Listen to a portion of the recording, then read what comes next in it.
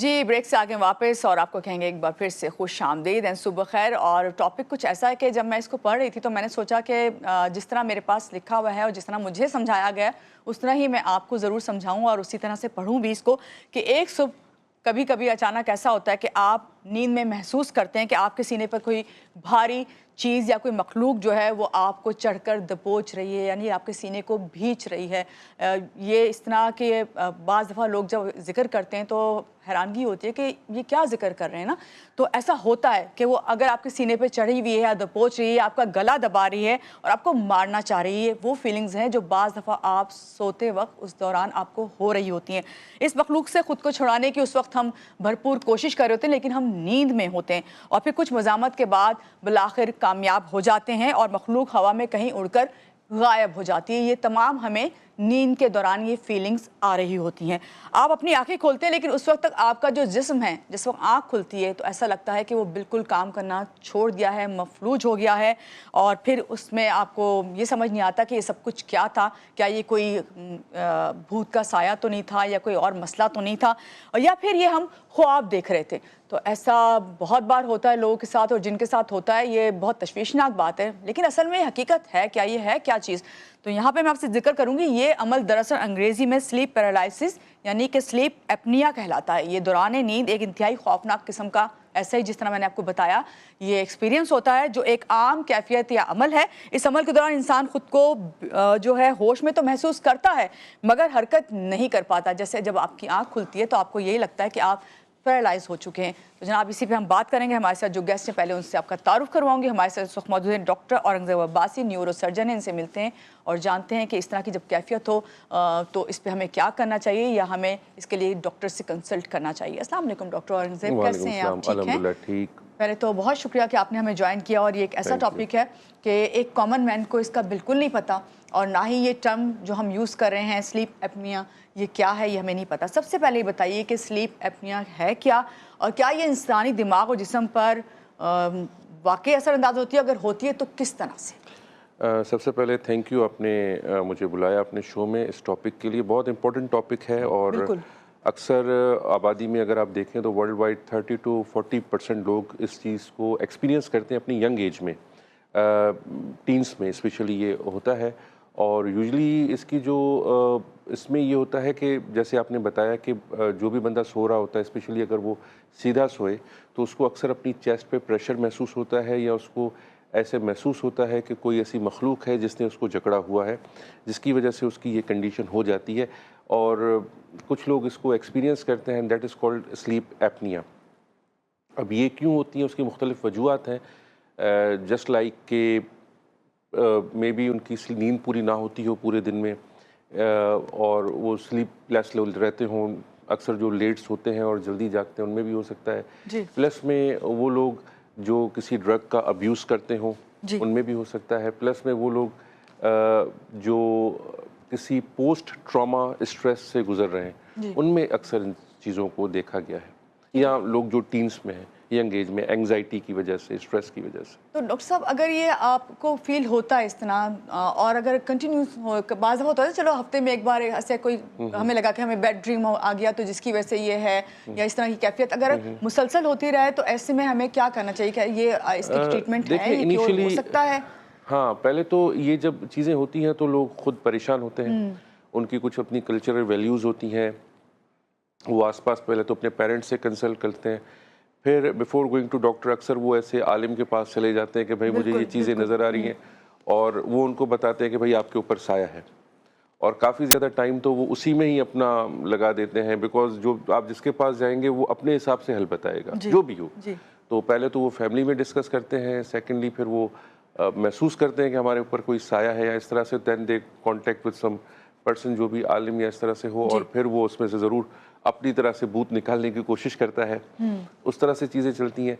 Lately फिर ये जब डॉक्टर के पास आते हैं तो इसके मुख्तलिफ डायग्नोस्टिक टेस्ट, पहले तो बंदे की हिस्ट्री बता देती है कि वो उस चीज़ से गुजर रहा है, और उसको इस तरह के, जैसे आपने कहा अगर फ्रीक्वेंट आ रहे हैं तो फिर मालूम किया जाता है बाय द हिस्ट्री कि क्यों हो रहा है ऐसा, क्या वजह है। और जैसे मैंने बताया, either anxiety, either post trauma या स्लीप का पूरा ना होना। और अक्सर ये होता है जब आप गहरी नींद की तरफ जा रहे हों या नींद से अवेक हो रहे हैं, वो एक ऐसा स्टेज होता है रैम का, रैपिड आई मूवमेंट का एक ऐसा हिस्सा होता है जहाँ पर बंदा पूरी तरह से उसके मसल जो है वो अपनी टोन में नहीं आ रहे होते, आने वाले होते हैं एंड वो अवेक हो जाता है। तो उस वक्त ख़ास तौर पे ये इश्यूज़ रहते हैं।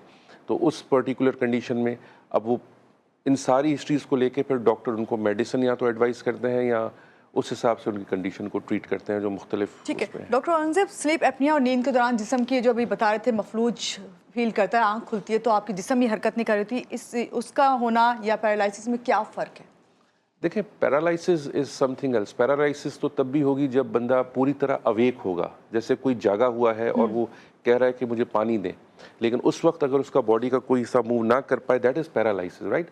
लेकिन एक बंदा जो नींद में है वो एक पर्टिकुलर कोई कैफियत से गुजरा है। 5 मिनट या मैक्सिमम 2 मिनट की ये कैफियत होती है जिसमें से वो गुजरता है, that is called sleep apnoea.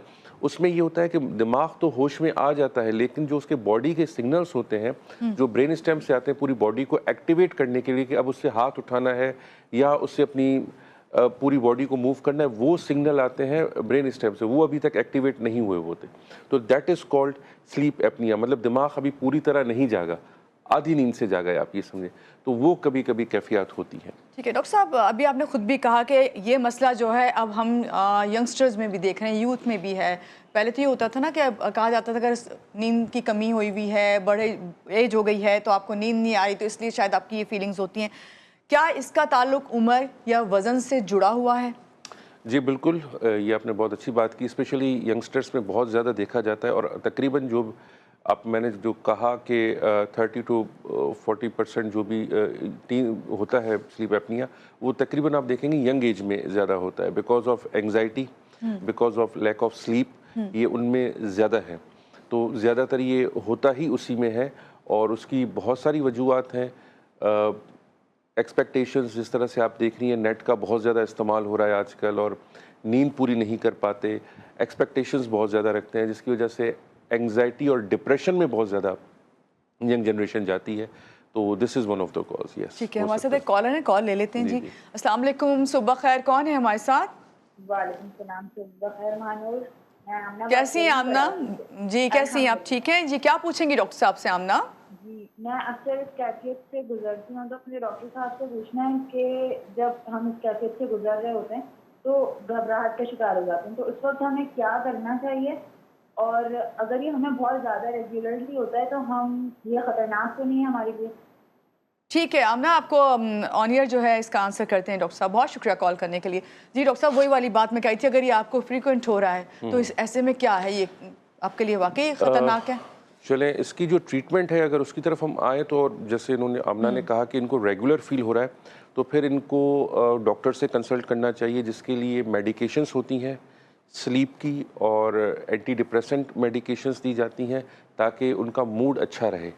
And definitely वो लाइफ टाइम नहीं होती, एक सर्टेन टाइम के लिए होती है, 1 महीना 2 महीना, उसके हिसाब से वो ली जाती है। और दूसरा इन्होंने पूछा कि क्या ये ख़तरनाक तो नहीं है? नहीं, बिल्कुल ख़तरनाक नहीं है। जिस तरह ये कैफियत सिर्फ कुछ टाइम के लिए होती है और ये एक इमेजिनेशन है, जो बंदा अपनी डीप स्लीप से लाइट स्लीप की तरफ आ रहा है उस कैफियत को ये कहते हैं। उसमें कभी कभी इस तरह की वो कैफियत आती है, तो इसमें कोई भी ख़तरा नहीं है किसी भी किस्म का। और बंदा जब तक पूरी तरह अवेक नहीं हो जाता तो अपने हाथ पांव उस कंडीशन में वैसे भी मूव नहीं कर सकता। ठीक है। तो अगर पूरी तरह वैसे भी वो जाग गया है तो रिलैक्स कर सकता है, पानी पी सकता है। तो ये इन बिटवीन उसके सिचुएशन है। ठीक है डॉक्टर साहब, अभी हम ब्रेक पे जा रहे हैं। जब ब्रेक से वापस आएंगे तो आपसे मैं ये ज़रूर पूछूंगी कि कौन सी ऐसी स्लीप हैबिट्स हैं जो आपको अगर ये सब कुछ होता है तो उससे बचा सकती हैं ना। यहाँ पर लेते हैं एक छोटी सी ब्रेक, ब्रेक के बाद वापस आते रहिएगा हमारे साथ।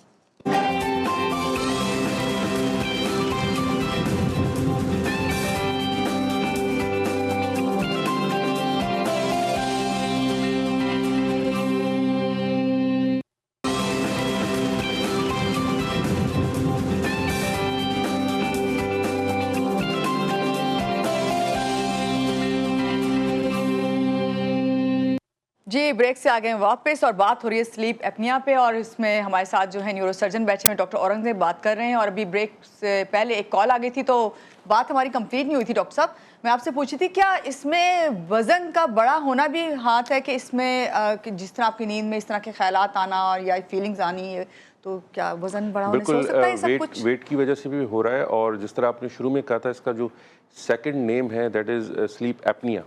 एपनिया का मतलब यही है कि अगर ओवरवेट बंदा है तो उसको मिड ऑफ द नाइट अगर वो स्ट्रेट्स हो रहा है, उसको ब्रीदिंग में प्रॉब्लम होगी।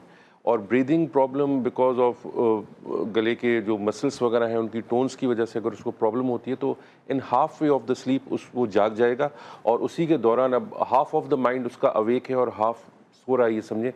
तो उस दौरान उसको ये ज़्यादा कैफियत इस तरह की आती है स्लीप पैरालिसिस की, जिसमें वो अपनी बॉडी को मूव नहीं कर पाएगा, हाथ पाँव मूव नहीं कर पाएगा। अब ये डिफ़िकल्टी क्यों हुई? क्योंकि उसको सांस में प्रॉब्लम हो रहा है। सांस में क्यों प्रॉब्लम हो रहा है? यूजुअली ओवरवेट की वजह से प्रॉपर ऑक्सीजन नहीं जाती, और जिसकी वजह से उसकी mid of the night awake हो जाता है। अब हाफ अवेक होने की वजह से अक्सर ये कैफियत होती हैं उन लोगों को, तो फिर उनमें ये जज्बात जो हैं इसके स्लीप पैरालिसिस के ज़्यादा हो जाते हैं। ठीक है, बिकॉज ऑफ द वेट। तो वेट का बिल्कुल इससे ताल्लुक ख्याल है। करना चाहिए। अगर आपका वेट बढ़ा हुआ इस तरह के आपके साथ कैफियत हैं तो सबसे पहले अपने वेट पे फोकस करें। आपका कहने का मकसद यही है। डॉक्टर साहब, स्लीप एपनिया के इलाज में मेडिकल ट्रीटमेंट क्या है और उसके साथ साथ काउंसलिंग कितना ज़रूरी है? अच्छा, बिल्कुल। इसमें देखें, फर्स्ट तो अगर पेशेंट इस तरह से डायग्नोस होता है या इस तरह की चीज़ें पता चलती हैं तो उनके एक दो पहले तो हिस्ट्री से ही पता चल जाता है। लोग अक्सर अपनी कैफियत को जब बताते हैं और वो तो उसमें भी हो जाता है। लेकिन कुछ टेस्ट हैं जो आम तौर पे इनके नहीं होते, जिसमें मल्टीपल स्लीप लेटेंसी टेस्ट वगैरह किया जाता है, जिसमें स्लीप पैटर्न को देखा जाता है कि कितनी डीप स्लीप है और कितनी लाइट स्लीप है इस पेशेंट की या इस बंदे की। एक तो ये है। दूसरा इसका पॉलीसोनोग्रामी होता है, जिसमें अगेन स्लीप के मुख्तलिफ पैटर्न्स को और डेप्थ ऑफ द स्लीप को देखा जाता है, लेकिन वो डेफिनेटली इतने आम है नहीं।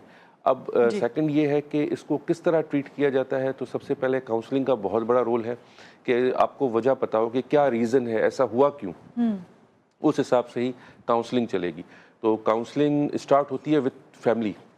पहले तो अगर वो घर वालों को बताते हैं और घर वाले प्रॉपर उनको करते हैं, फिर वो डॉक्टर के पास आते हैं तो डॉक्टर भी उनको काउंसिल करता है कि भाई ये वजूहत है। आइदर उनकी स्लीप पूरी नहीं है, आइदर उनको एंग्जाइटी है, आइदर उनका वर्क स्ट्रेस बहुत ज़्यादा है, या वो किसी ड्रग में या अल्कोहल की किसी एक्टिविटी में है। तो उस हिसाब से फिर उनकी काउंसलिंग चलती है। डिपेंड्स अपॉन द एज क्या है और किस तरह की एक्टिविटी है। तो काउंसलिंग का तो इसमें बहुत ज़्यादा रोल है। एंड अगेन उसमें फिर उसी हिसाब से मेडिकेशन एडजस्ट की जाती हैं। सही। और लाइफस्टाइल में बस चेंजिंग बता देंगे क्या कर सकते हैं? लाइफस्टाइल में ये है कि वेट कंट्रोल, अगर वेट बढ़ा हुआ है, स्लीप का जो है एक टाइम होना चाहिए। उनको पता है कि हमें 10 बजे 11 बजे सोना है। उस तरह की कैफियत आ रही है जैसे पैरालिसिस की, तो उनको वॉक करनी चाहिए। सोने से पहले कोशिश करें कि ब्रिस्क वॉक रखें। अक्सर ये कैविटी होती है जब बंदा स्ट्रेट सो रहा होता है, तो कोशिश करें कि करवट लेके जो और है इस्लाम में नबी करीम सल्लल्लाहु अलैहि वसल्लम ने भी ये फरमाया है कि आप साइड होके करवट होके सोया करें।